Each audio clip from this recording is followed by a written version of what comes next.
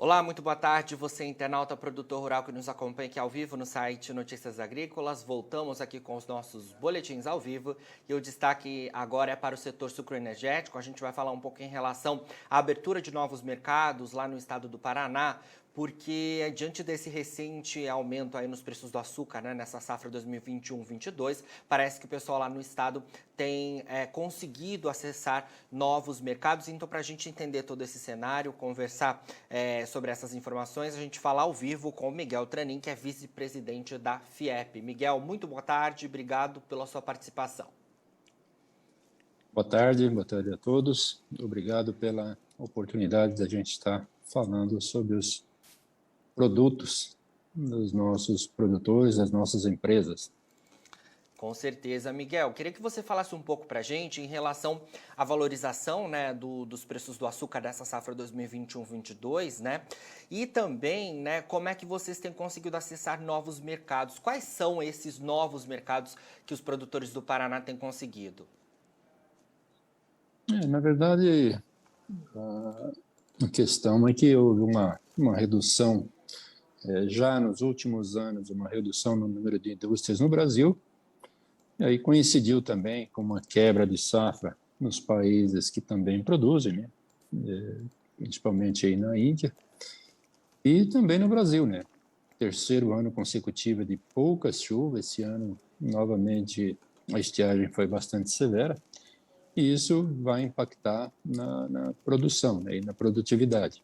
Temos tido esse acompanhamento, não a nível de faltar produto no Brasil, de forma alguma, mas de reduzir, né, a produção aí.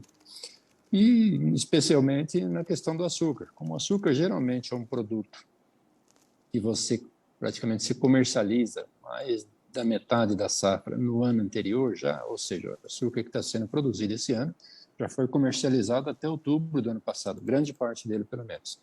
Então sobra pouco açúcar para essa mobilidade. E não tendo sido atendido esse mercado lá fora, naturalmente isso criou uma elevação dos preços como um todo, né? O açúcar é uma commodity, o preço é mundial, né? Não é o aumento do preço no Brasil. Isso ocorre no mundo todo, através até da Bolsa de Valores. E os novos países é que aqueles que talvez fossem dependentes da produção da Ásia, vamos dizer assim, como um todo, estão demandando um pouco mais de produto.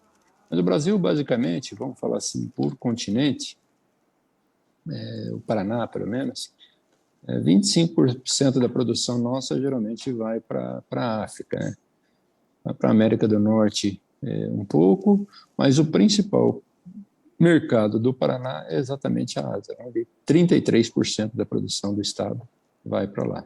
Então, o Oriente Médio é uma outra fatia significativa, e vamos dizer assim, vamos enumerar os três principais. Seria a Ásia com 33%, a África com 25% e o Oriente Médio com 21%. Então só esses três aí já dá quase 80% da produção paranaense, que é um forte produtor de açúcar, né?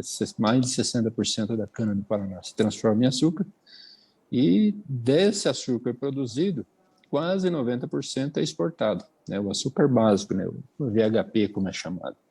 Então, atendemos esses países, tem um pouquinho para a Europa, tem para a Oceania, então varia um pouquinho, mas os principais compradores do açúcar brasileiro são Ásia, África e Oriente Médio. Um outro fator de elevação de preço, não só para esse ano, e possivelmente para o ano que vem, ocorreu de uma forma geral no Brasil como um todo, em vários produtos, mas exclusivo do agronegócio. A questão cambial, a questão da elevação de preços, os insumos, né, subiram muito, praticamente tudo dolarizado. Adubo, que há 2 anos atrás pagávamos em torno aí de R$ 1.200 a tonelada, hoje está na faixa de R$ 3.000 a tonelada de adubo. Então, a cana demanda muito, uma adubação bastante pesada, e isso, naturalmente, se torna custo, automaticamente é transferido a preço. Então, basicamente, o açúcar é isso, né? Grande fatia do Paraná, né? Os 3 continentes que demandam mais açúcar daqui, e essa demanda mundial, até que se tenha uma retomada pelos países produtores, e mesmo do Brasil, que superemos, se Deus quiser, as estiagens, talvez voltemos a ter uma produção maior. Ok? Sim. Miguel, eu queria saber também em relação ao etanol, como é que vocês estão aí também relacionado a esse produto, né? Porque a gente tem, então, acessos a mercado por conta do açúcar, mas o etanol também se valorizou, né? Apesar de que a maior parte, então, como você mencionou, da produção de vocês é destinada para açúcar mesmo, né? Isso, Paraná é um estado mais açucareiro, tanto que a produção de etanol do Paraná não é suficiente para atender a demanda de consumo do próprio Paraná. Nós precisamos de etanol de fora. Então, geralmente vem ou de São Paulo, ou principalmente aí do Mato Grosso do Sul, é que consegue abastecer o mercado paranaense. Mas nós temos, e pela mesma forma que eu disse, né, semelhante aí à da cana, essa questão do etanol, né? Puxou os preços, os custos todos subiram, né?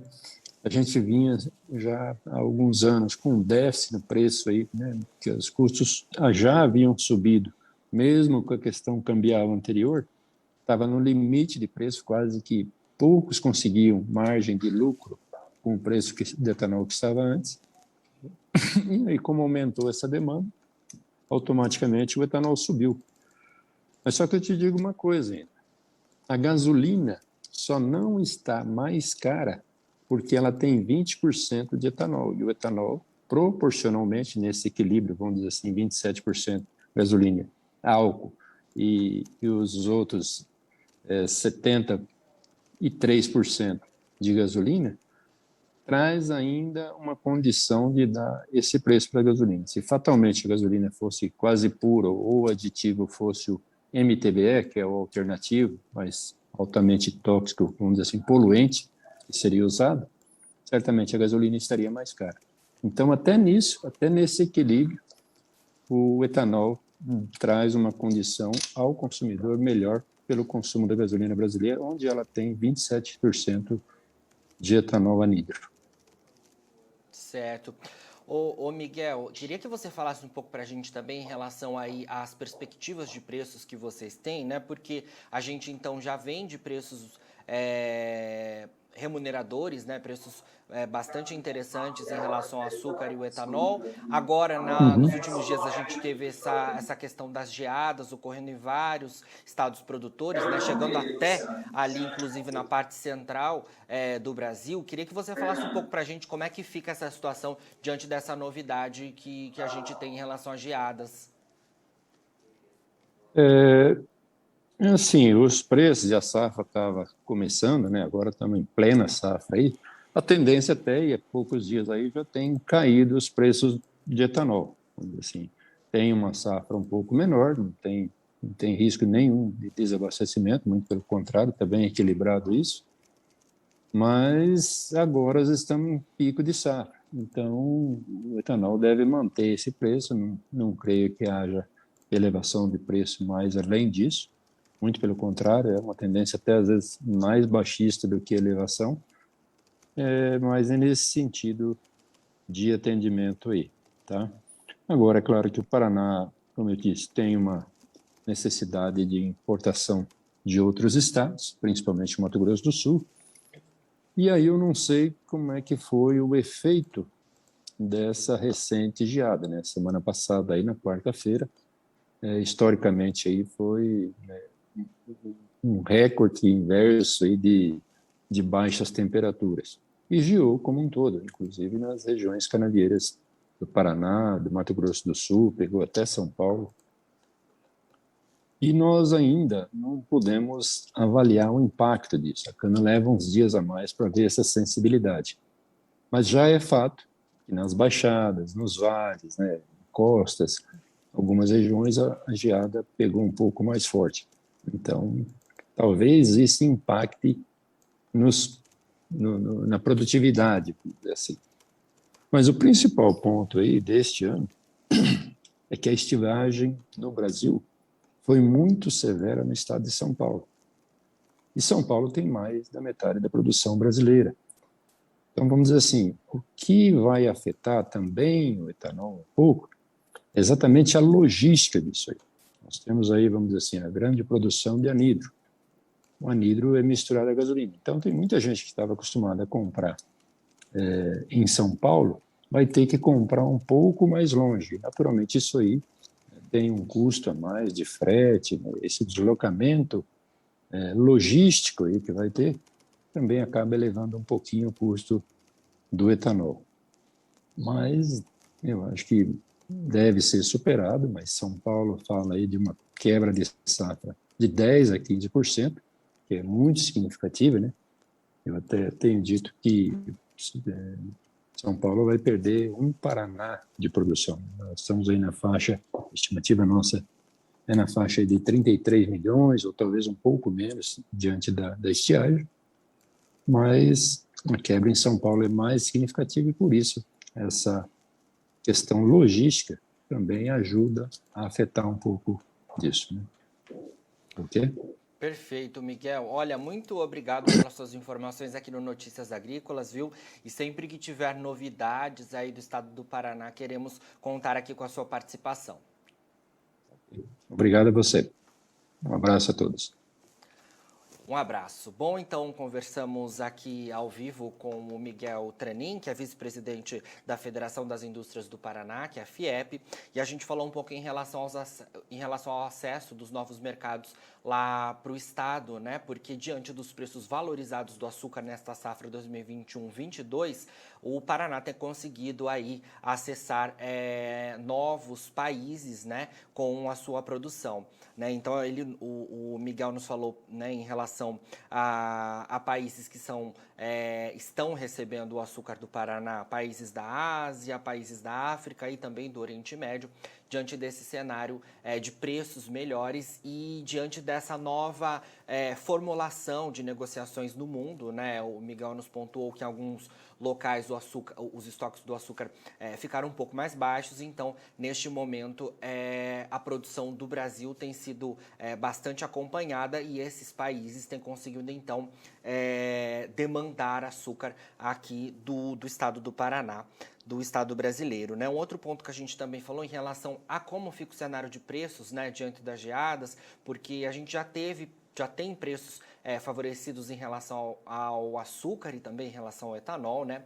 No entanto, a gente teve geadas nos últimos dias na maior parte das regiões produtoras de cana-de-açúcar e essas geadas, então, precisam ser acompanhadas para que, de fato, se tenha um panorama mais completo de como elas repercutiram. O Miguel também nos confirmou essa informação, então eles esperam aí, né, para acompanhar nos próximos dias os reflexos dessas geadas em áreas produtoras então de cana-de-açúcar e saber como é que esse impacto dessa condição de frio causou, né, de alguma forma danos aí nas lavouras. O Miguel, no entanto, nos pontuou que a tendência é de preços firmes, os preços seguem firmes ainda então para o açúcar e etanol aqui no Brasil e também, como ele nos pontuou, lá no estado do Paraná. Bom, você que nos acompanha aqui no Notícias Agrícolas, não se esqueça de nos seguir nas redes sociais, viu? Você também pode nos seguir e nos acompanhar através do YouTube. Você acessando o nosso canal e habilitando o sininho, consegue receber as notificações de todo momento em que estivermos ao vivo. Você também consegue interagir com os nossos apresentadores, mandar perguntas para os nossos entrevistados e você também pode nos assistir através da home do nosso portal www.noticiasagricolas.com.br. Então, siga o Notícias Agrícolas nas redes sociais e interaja conosco e nos assista através do YouTube e também da home do nosso portal. Nós ficamos por aqui, mas daqui a pouquinho tem fechamento do mercado da soja para você ser o produtor rural mais bem informado do Brasil.